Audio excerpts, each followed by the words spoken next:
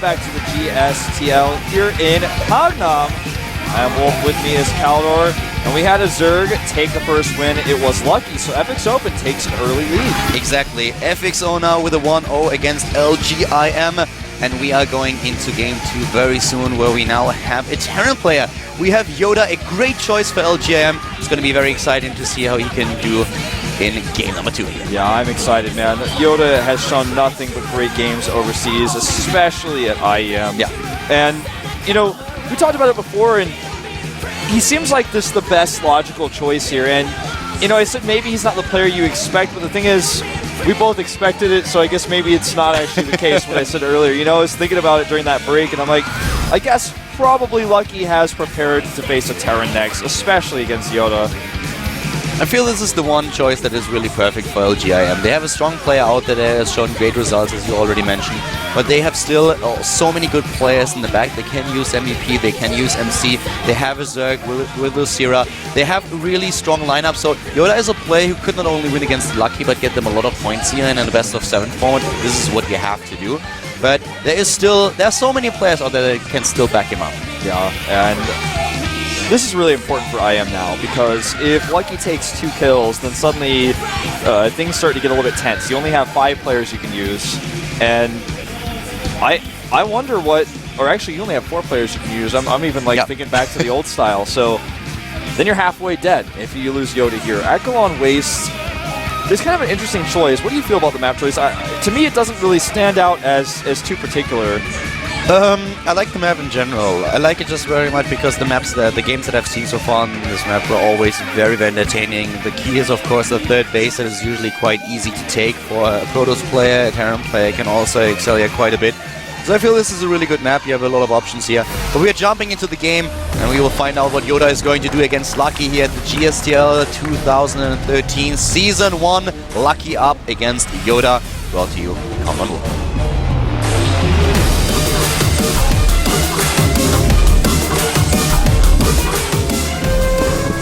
To the top left in the orange, currently 1-0, took a lead. He is FXO Lucky. Lucky with a strong performance against Protoss. Now he's facing a Terran player. Starting to the bottom right of the map, we have the Terran for LGIM. It is LGIM Yoda. Yoda, Star Wars Terran here. And it certainly feels like you got some Millennium Falcons going hyperdrive with those medevacs. Yeah, they definitely do. Medevacs might be a problem for Lucky to deal with in this game. It's going to be interesting to see how he reacts to the speed boost upgrade. I personally feel that one of the things that Zerg players have to do is make sure that they build more spine crawlers and spore crawlers in their bases. It's one of the things that as a Zerg player you can usually do, because you always seem to have excess minerals. Yep. And this is like the best thing that you can actually pull off. Get a few additional spine crawlers in there and spore crawlers. That will save you just a bit of time to get your army back to defend. Right. I just wanted to give a shout out to to these people here from, that's Norway, right? That's flag is Norwegian. Am I correct? Yeah. Yeah. Okay. Excellent. All right. That's what I thought. Shout out to Norway, and of course to Peta Planet, who came here from Dubai. Those are the people you saw at the very beginning there. Look how many people are standing. The studio is packed. There's Peta Planet guys again. Filming out here in South Korea, trying to kind of grow the word of esports a little bit, get it out there. But we have a Reaper opening from Yoda. He's going to be putting on a little bit of pressure here. This is more of a scout than anything else, but it is a really annoyance to all Zerg players. Exactly. The thing about Reapers is that they are much faster than any other Zerg unit, up to the point where the Zerg then gets speed, which is one of the reasons why we have Lucky now taking a bit of an earlier gas. In Wings of Liberty, we saw most Zerg players just go for the third base very early on and then neglecting the gas a tiny little bit. In the Heart of the Swarm, you want to get that gas early to have always the option of going into speed. The Reaper now, a good choice of course for Yoda. He's not committing like crazy to the Reapers. He's not going to building like 4 or 5 of them. He's not even getting a second one. The only thing that he wants to have is like something to annoy Lucky a little bit and something to scout what's going on. Yeah, it's really important to get that scout. Is he taking an early gas or not? Because there's several different things the early gas can mean. If he doesn't have an early gas, not only are you safer, but you can also put a lot more pressure on because you know that speed is going to be later. And he pulls all but one drone out of the gas, something the Reaper is going to know right away. Will he get a kill? No, not with the Lynx popping out here. Yeah, he shouldn't be able to kill him. You always want to stick around a little bit longer. You want to force additional Zerglings, and this is exactly what he is achieving with this one Reaper now. And it's not this much of an investment. That's not even a second Reaper. He just is annoying as much as he can, tries to force a few additional Zerglings, and he sees everything. He sees the gas, he sees that Lucky already pulled out 2 of his drones, sees already there's going to get speed. So all the information available to Yoda. Great start into the game. And with that regeneration, he just is going to continue to be around. As long as he doesn't lose the Reaper, it's going to be there, and it's going to always have that opportunity to pop in and say, hey, what's up? Don't forget about me. I'm the annoying Reaper. And he knows now that he knows what the gas was spent on, so now he can go into this third command center. He's going to be very safe here. He's even adding a few additional Widow Mines, but he doesn't really have anything to deal with those few Zerglings, and this might actually delay his command center a little bit. Yeah. Yoda is quite lucky that in this scenario he's finishing the structure before the SCV gets taken out. Absolutely. If the Zerglings had come just a few seconds before, that would have been so annoying to deal with. And it still is. In fact, he's going to lose a second SCV here, it looks like, building the bunker. Widow Mines come out just a little bit too late. He's not actually going to want to use these like this, but he doesn't have much of a choice. He has to cancel the bunker even. And this just goes to show how 4 Zerglings with speed can actually be such a nuisance to the Terran in the early game. Yeah, and the Reaper, he's trying to deal with this, but there's already a lot of mining time lost for Yoda. So this is a little bit annoying. And those Widow Mines, they help out a little bit, but they cannot take down all of these Zerglings. And finally, the Hellions are there to repel the threat. Yeah, just, you know, Widow Mines against early Speedlings without support are not going to be what you want. Oh, wow, he sees the third command center. This is great for Lucky. Yeah, the Overlord gets taken out. And while we're talking a little bit about the Widow Mines, let's just talk a bit about how exactly they work, because this is something a lot of people don't know. Widow Mines will actually, a bit of a shout out here to Moro, who wrote a great thread on Team Liquid talking about those things.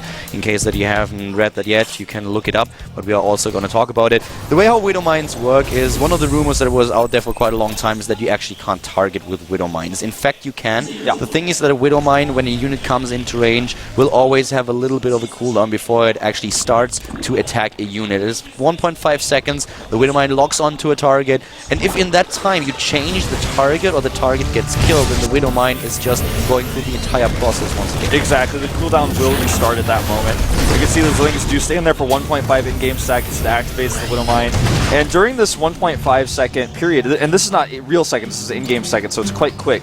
During this period, the Widow Mine is actually visible for just a moment. And basically what you see when you see that is, uh-oh, I'm about to lose a Zergling. But yeah, that explanation is really important, and I'm glad that that's been cleared up, because a lot of people out there are trying to say that you cannot target, but it's not actually true. It's just that if you lose your target, you have to go through the process again. It's also one of the reasons why you always want to have your Widow Mine in front of your wall and not behind the wall. Think about you are facing a Zerg player that decides to just Baneling bust you and go in for a Baneling push. If you have the Widow Mine behind your wall when you realize what's happening, then the problem is that those Banelings will be so close to the wall when they are being hit that the entire wall will explode anyways. So the Zerg has an open path into your main base and can take you down. If the Widow Mine is in front of the wall, then suddenly you can take out those Banelings before it happens.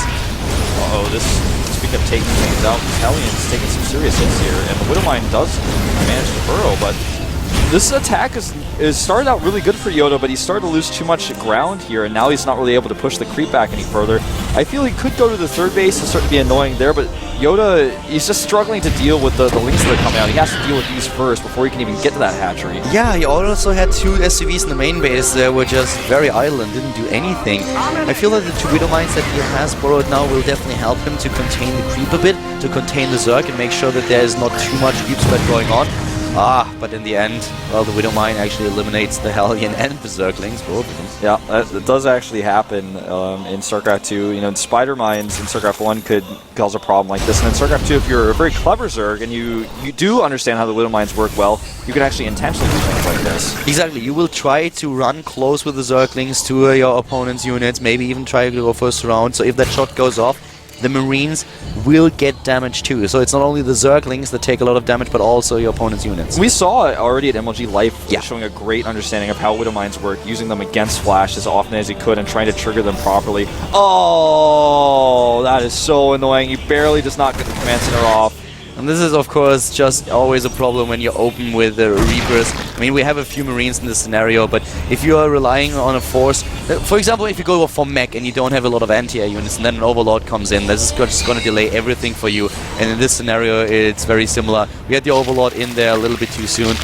But here comes an attack from Lucky on 3 bases, going for a massive amount of bases. Look at this timing as Baneling speed finishes. 35 Banelings finishing at the exact same time.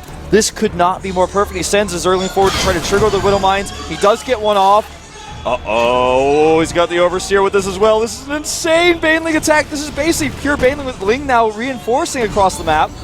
And he's going for it. There's another Widow Mine though. The Widow Mine is taking out like nothing yet. The Gulag is already being activated. Now he suddenly rolls and takes down the bunker. Takes down the Marines. In trouble. He has no answer for this. He's got a drop going across the map, but that's not too useful. Good Widow Mines here though. And the rest of the Widow Mines is now suddenly they are completely exposed. The Banelings go into the natural, take down the SCVs. The drop is trying to do its best to kill as many units as possible to the top left. But at the bottom right, Yoda is suffering quite a lot. Yes, he is. He's doing some damage here, though. So far, Lucky has not dealt with these drops at all. There's even a Reaper in the mix adding some extra damage. He's going to lose his natural expansion. He doesn't have a third base. His attack was practically all in at this point. I mean, he's got no real fallback plan here. Now losing his third base as well. The third is already gone, and he lost quite a significant amount of harvesters in the main base. The Zerglings that he's building, they're trying to change it, but there's just not a lot that they can do.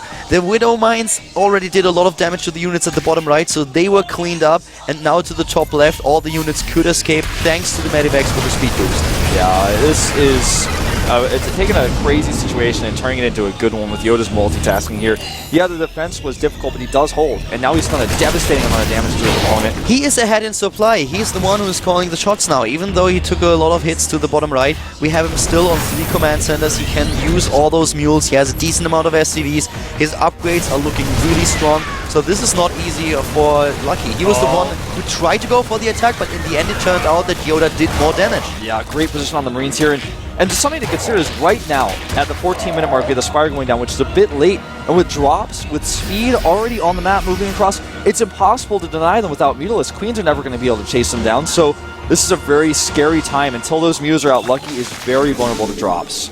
Yeah, he's vulnerable to drops, and right now we have a solid defense for Yoda. You could see all those Widow Mines. He has 6 in total now, and very well spread out. He's going into additional ones, even going up to 7, and we have him with a +2 attack upgrade. He's going into +3 even before he starts his +2 armor upgrade. We have a solid defense for him on 3 bases, and this gives him the opportunity to send additional medivacs out, which is exactly what he does now. I just feel the second attack is going to be much less successful. He's got a wall set, he's got multiple mines, which are going to be attempted to trigger. Nicely done here. Uh-oh, here we go. Banelings going in. They ignore the bunker at first. A great Widow Mine hit there on those Banelings. And he drops the mules. Yoda says this is over. This is an all-in attack by Lucky. He had all the units on the top of the ramp already, and he was in a position where he knew this is not going to work for you, Lucky. I will hold your second attack. With the first one, you were already very much all in because I killed so much with my counter-attack. At this point, what can you do right now? You're an open book. I can go into your main base and I can kill you. Yoda is just taking him apart, like taking apart the sandwich and looking at what's inside. He's just clearing up these links at this point.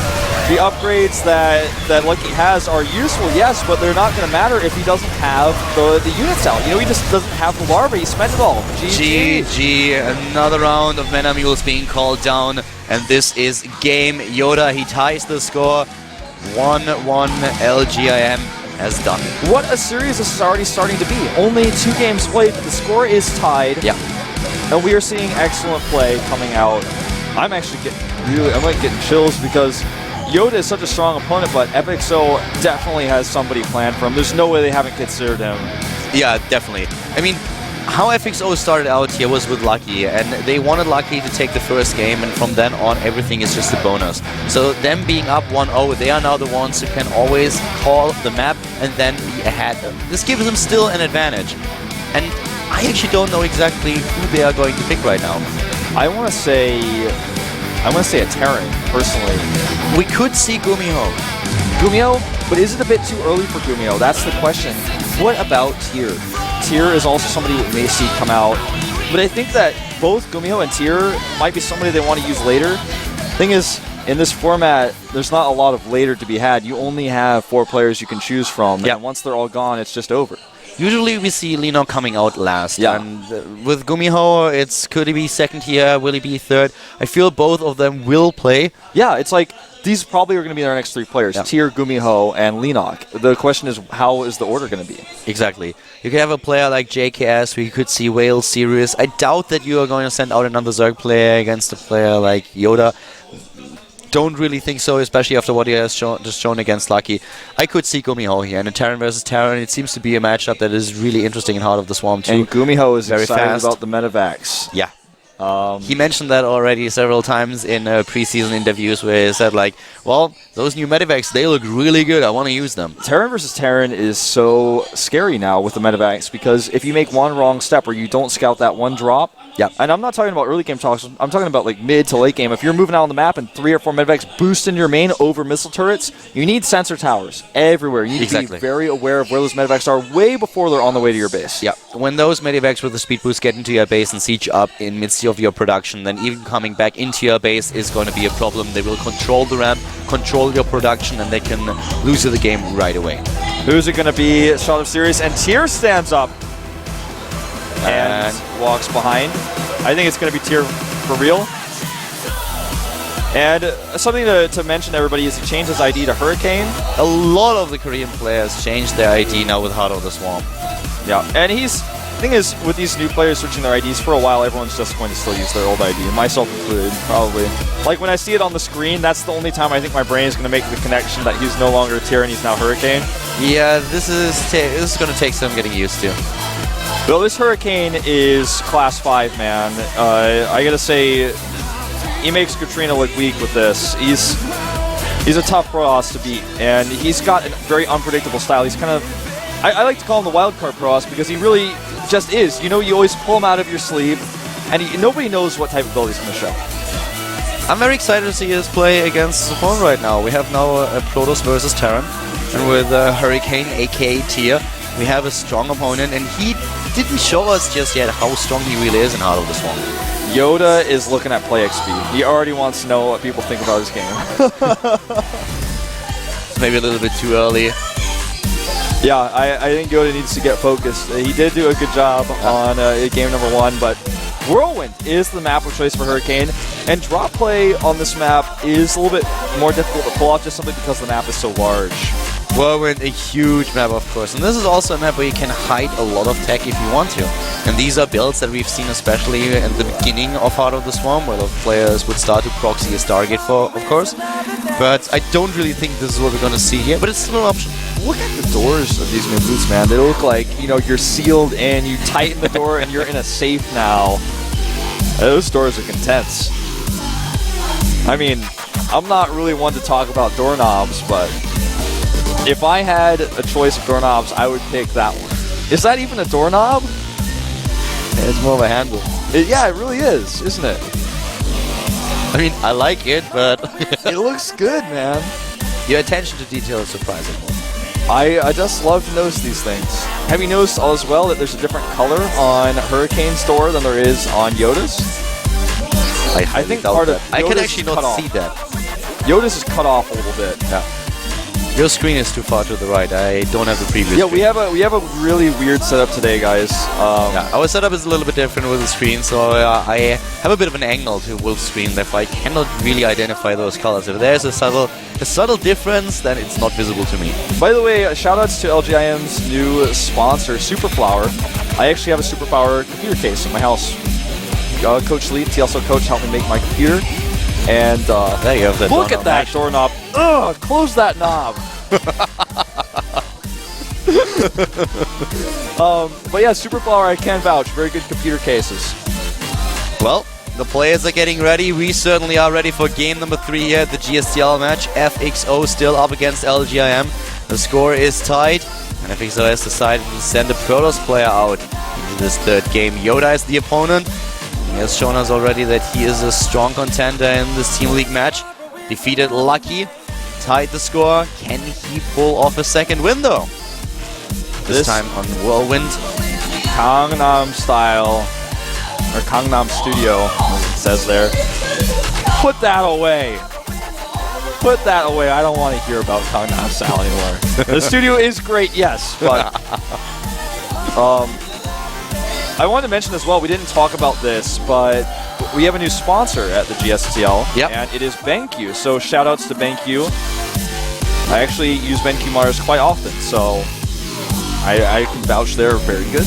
Oh, BenQ is a great company. They have a great product line. And they've been sponsoring esports events and esports teams for a really long time. They have a history of this. For eternity. Well, it looks like just a little bit more time needed for the settings. And Tier is in the game now, in the lobby. Hurricane. Yeah, Hurricane, that is. Class 5.